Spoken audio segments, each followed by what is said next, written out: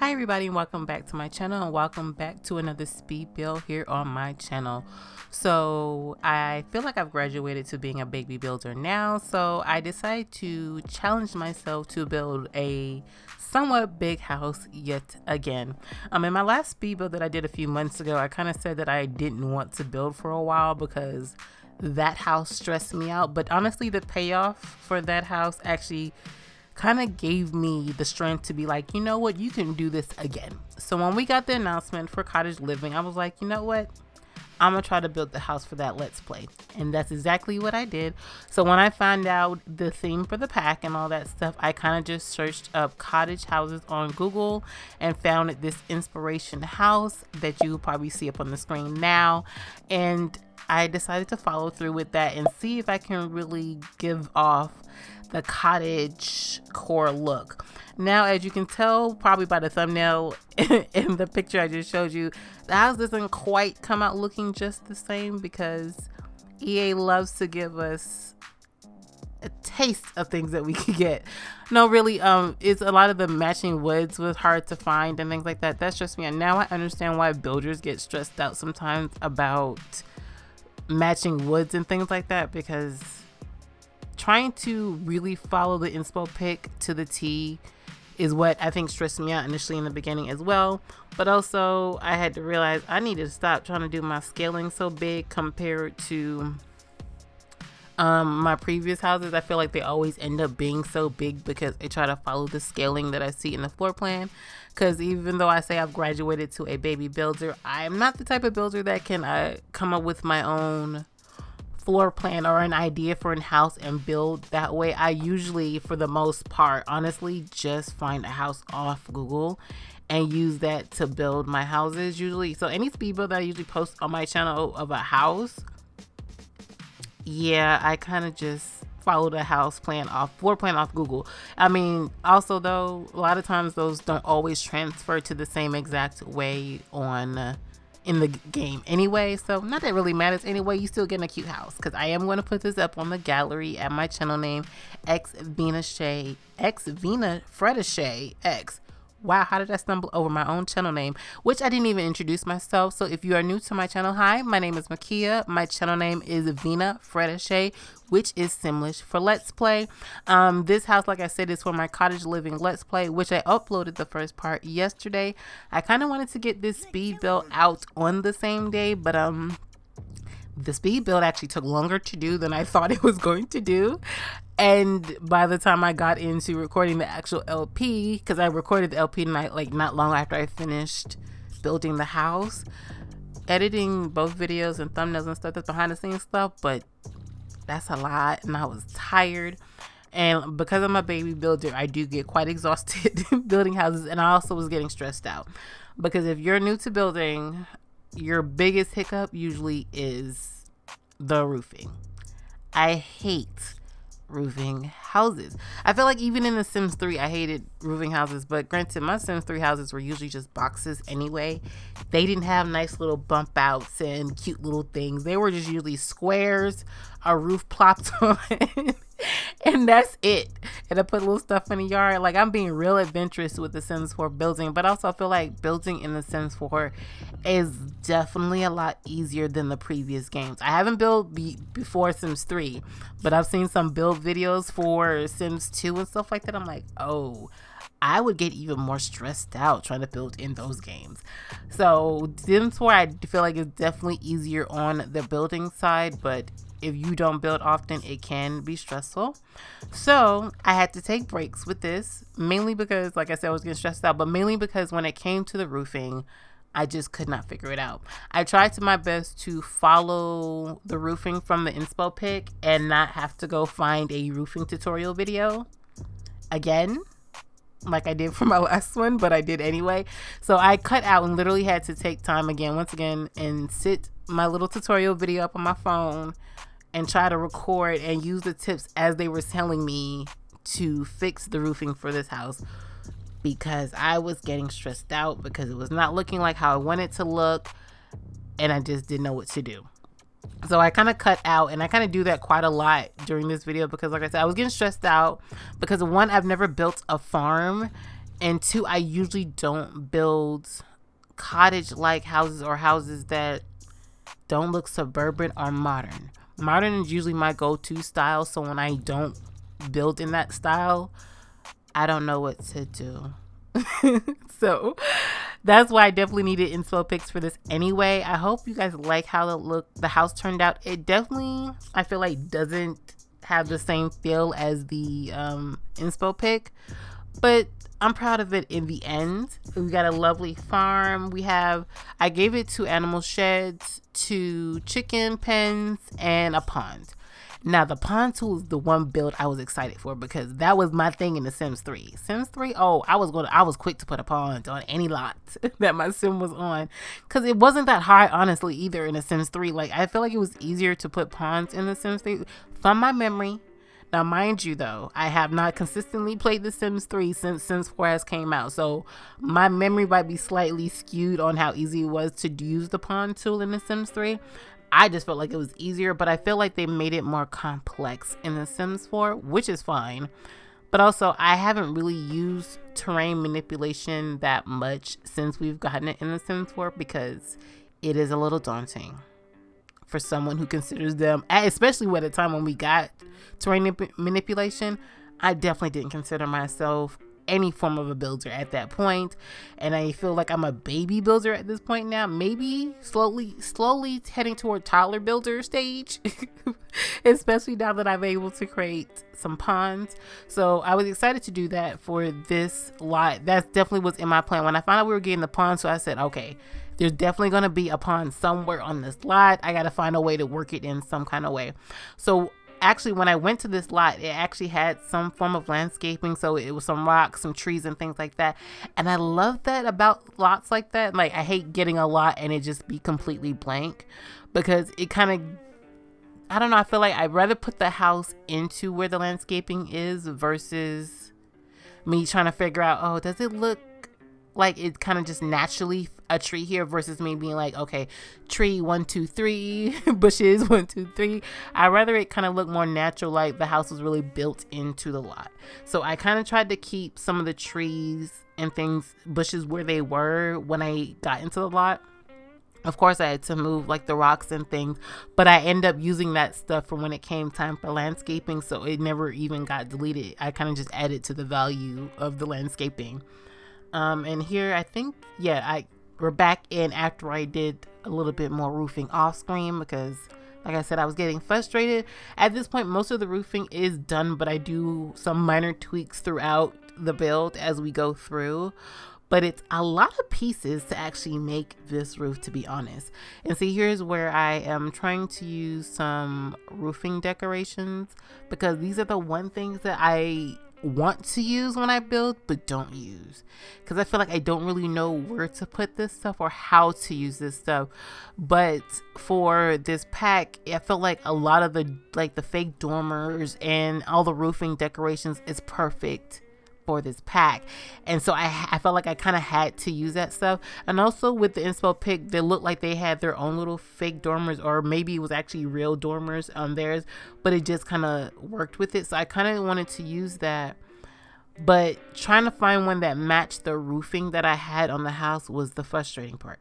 And this is where I started understanding builders' frustrations with cross pack stuff like wood pieces and things matching, because I wanted to use the dormers, but actually the dormer with just the regular gabled roof doesn't really, it's close enough, but it doesn't fully match the roof, to be honest. And I don't think it matches any of the roofs really in the game, at least not what I was choosing for the style of the house.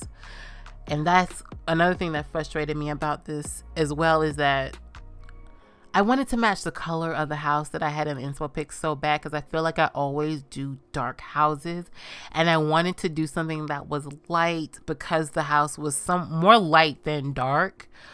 But none of the colors that we have in the game were matching the way I wanted to, or at least where I can match everything all around. Where, you know, like the freezes and the why is my brain leaving me at this moment? The poles. I can't remember the official name. My brain is dead right now. But yeah, so anyway, but now I'm trying to build in the inspo pic, it's a garage, but we don't have cars in the game. So I figured I would use it as like a workroom for the farm. But the garage is on a diagonal. So I wanted to try to put the workroom on a diagonal. But the roofing that I was using for it is more of the thatched roof. And I wanted to use a thatched roof decoration that we got with the pack. But they don't work on a diagonal roof. And I was getting frustrated because I was trying to make it work, but it wouldn't fully work. So I had to make it just sit straight on the lot, which is frustrating because I felt like when it was on a diagonal, it kind of added a little bit more, I don't know, a little bit special touch, a little bit more lived in, if that makes sense, look to the lot, where it's just not just sitting directly straight next to the house. I mean, I eventually do move it back a little bit further because I wanted it. Yeah, here we go. I took another break and fixed the roofing. And so I used more the thatch roof decorations on the little workroom, which I feel like I'm proud, even though it's just a box. I'm actually more proud of how the little workroom's roofing looks versus how the actual roofing for the house looks. And now we're into the part where we are landscaping. And for some reason, when I was putting the fence down, it wouldn't let me get close to the house, which I found weird because I know you can do that. So I had to like just build that little square and then pull it to next to the house. It's whatever. Here I am trying to go back and add more decorations. Honestly, I go back and forth with this color scheme so many times for this pack because I wanted to use the decorations, but the wood coloring and the decorations weren't matching with the whatever's on the screen right now, because I still can't think of the name. They wouldn't match, and I was gonna frustrate. I put red on it. I wasn't really feeling the red. I don't know. I went back and forth. But I was like, I would walk away, like go do something else in the house and come back to try to fix that. And then I'm like, no. So the end color scheme, I'm honestly not 100% happy with because it's not really what I wanted. But it kind of had to work with what I had. Now here's back where I'm dealing with the pond, and there was an issue with the lot because I found it weird that when I started using some terrain manipulation, I saw like it looked like just a fencing that was like underground that was coming up if I put the terrain down too far, which I found weird because I kind of wanted the pond like in the corner where it is, but it's to kind of fit into the lot a little bit better. But like I said, I haven't really played with terrain manipulation that much since we got it. So this is only like my first time really trying to use terrain manipulation, and to this extent, just because I was so determined to have a pond on this lot. And I'm definitely feel like I'm going to be using that quite a bit more, because even like with my last speed build, there's for my Hendrick Legacy, there's a graveyard on the lot, and I feel like at this point, because it's going to be a legacy, I should probably move the graveyard to its own personal lot and not let it take up space on the lot like I did with my own personal legacy, which is the video I have on my channel. So I mean, check out the Hendrick Legacy video, check out the speed build on the Hendrick Legacy house. Check out the video I did for my 10 legacy challenge. Your girl got videos out there for you guys to check out the content. It's there for you. You know you want to. But anyway, back to this build. So we finally got to this part, and I kind of just wanted to place down the planters sporadically because I kind of want to have a very big farm, like, you know, because I put 2 animal sheds, so I want like 1 cow, 1 llama, 2 chicken hens to fill up. I think because each chicken pens can have up to 8 chickens, I believe. So, you know, trying to fully get this a nice big farm feel with how much is on the lot, because this is actually not the biggest lot that you get in the game. The biggest lot in the game, in this expansion pack, is actually occupied by some pre-made sims that actually have some nice lore. So that's another reason why I kind of wanted to do the backstory before I played out the backstory before I downloaded the pack, because I wanted to have some serious lore for my own Let's Play. So I kind of had to do that. Now when we get inside, it actually ends up being, I feel like, more bedrooms than the initial floor plan showed. I don't know why, because I think when I looked it up, it says it's only 3 bedrooms, but I end up with 5. even though I continuously made the house smaller. And I feel like it's actually not that big compared to my previous houses that I've built and put up on the gallery, except for maybe one. And that's because it was based on like a Willow Creek shell house. So that one was actually quite small. I feel like I need to try that again. Try to do more smaller houses, because I feel like I always do some nice big houses just because I play with families and sometimes it's a hassle to move all the time.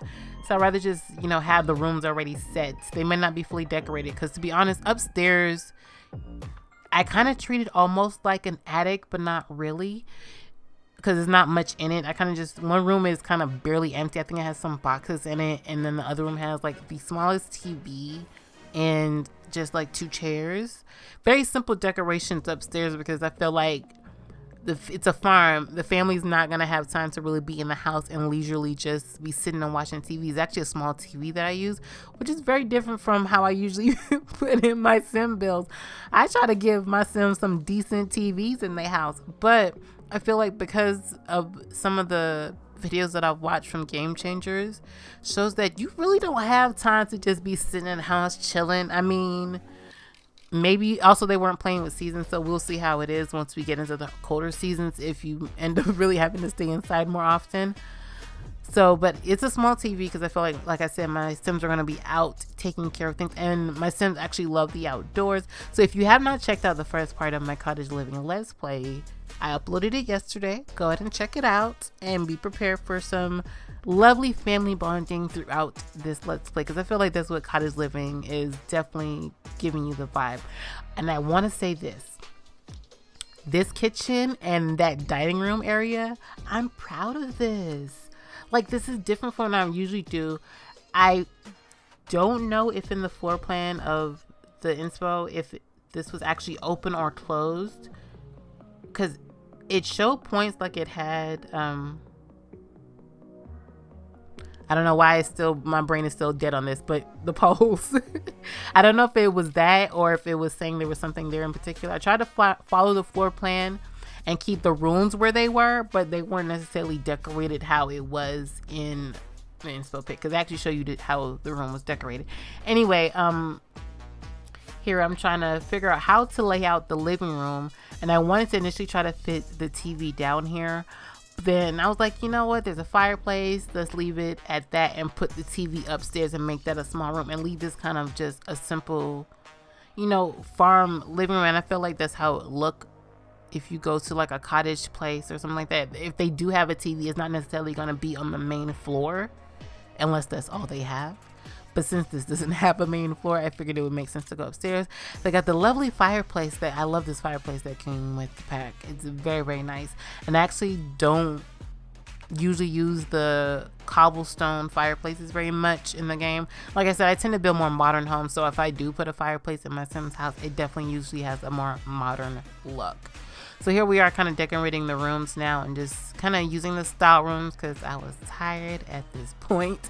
And I was really just ready to be playing. I was so excited to play this, even though, like I said, I don't play these style of Sims.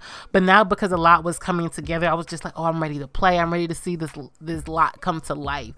So I just went to some style rooms. I was like, you know what, let me plot some stuff down. But then I was like, wait a minute, girl, you need to make sure you're using stuff in the pack. So I kind of had to mix match. I kind of use a lot of seasons as well because I feel like seasons in this pack definitely will mend well together. I don't know, because actually when seasons came out, it was this pack that got me into dealing with gardening and having Sims outside a little bit more. Like, I really didn't play Sims that did that much or even ever before seasons came out. And once seasons came out, I tend to have Sims that are more inclined to kind of live off the land type of thing. Eco Lifestyle also promoted that as well, but not as much as seasons. So there is a little bit of eco lifestyle in this as well because I put the fizzer because I want my Sims to really kind of use this farming and everything, that kind of self-sustaining stuff packs that we have. I want them to use that to earn as much money as they can because this pack doesn't come with an official career, because honestly taking care of a farm is gonna be your day-to-day time consuming job. One of my Sims will have an official job that comes with the game, not with the pack, but that comes with seasons. So, but it's gardening, so it's still going to be effective to help this. And it's a hybrid career, so he can work from home if he wants to and all that stuff. So it's not like he has to go in, so he can still help out on the farm. And here we are upstairs, and I made upstairs very simple. There's no paintings. Like, I kind of feel like upstairs is not very much lived in. I should have, honestly, I probably wanted to make the house look like it was more abandoned, and probably use like some cobwebs and stuff to make it look more abandoned. But like I said, I was getting excited and ready to play, and I was just like, you know what? I'm going to abandon the part of it looking abandoned and just kind of make it look not completely filled in. And here we are coming with the landscaping, and I do want to give myself a pat on the back with the landscaping. Like, I feel like I'm definitely getting better at making my lots seem more full with the landscaping. I used to be very like a bush here, a flower there, a tree there. Okay, that's it. I didn't hardly use any terrain paints or anything like that, but now I feel like I kind of did that more. And I'm actually proud of how I kind of came up with the terrain paint in the backyard and everything to give grass for where the cows are mowing. And now that I've played, though, where the cows are, though, I feel like I need to put a little bit more grass. I put a little bit too much pebbles there because the cow was grazing right where some pebbles are. I don't think you're eating that. If you are, it's not good for your teeth, sweetie. So I need to fix that, but I'll fix that when I get back in to record the next part, which I'll most likely be doing right after this, because I wanted to definitely get this video out for you guys, because I promised that I would upload this speed build after the Let's Play. Like I said, I really wanted to get it up the same day, but your girl was tired. So I hope you appreciate the speed build. Hope you appreciate the Cottage Living Let's Play, and we'll check it out and enjoy it. We are now getting to the end there where we'll scroll in some screenshots. So I hope you guys enjoyed this speed build. I hope you will check out my Let's Play. Like I said, if you did, please go ahead and leave your comments and suggestions down below. Hit that like button because you know you want to. Subscribe if you haven't, and hit that bell button so you get notified every time I upload a video. Until next time, guys, bye.